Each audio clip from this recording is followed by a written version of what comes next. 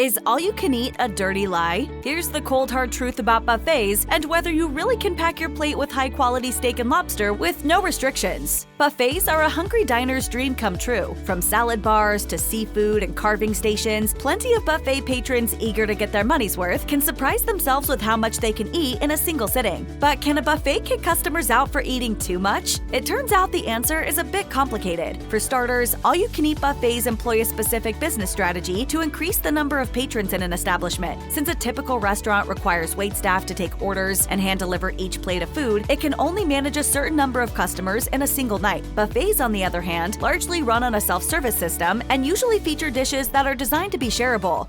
All you can eat? With easier food prep and fewer required workers, buffets can serve more meals to more customers while keeping labor costs low enough to make a profit. That's generally why all-you-can-eat buffets are a good deal for the famished diner and the restaurant at the same time. Of course, this formula requires a fine balance, and every once in a while, a customer may eat far more of the buffet's expensive beef or lobster tail than the restaurant anticipated. Usually, this is offset by other customers who prefer less costly items like chicken or pasta. However, once a customer is inside the buffet, there are very few restrictions a restaurant can implement to limit a particular diner's food access. Furthermore, kicking a patron out for overeating would undoubtedly be a breach of the implied contract. But the sign said all you can eat.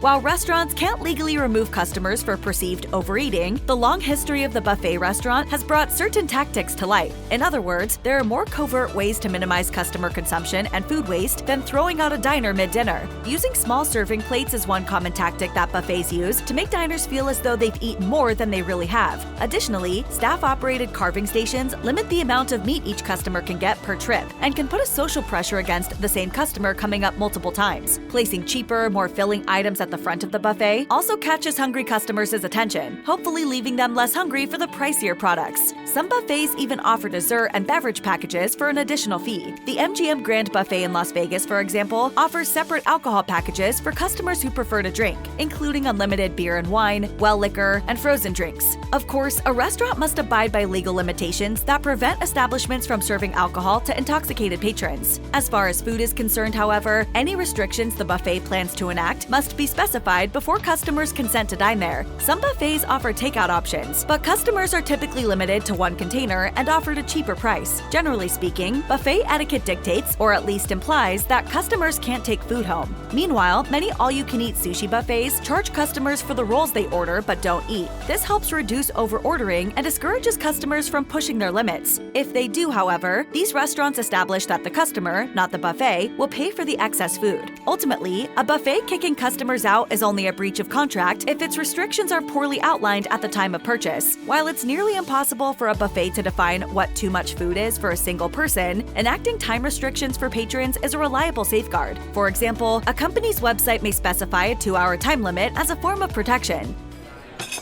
Looks like someone took the sign as a personal challenge. Doreen, I'm just warming up.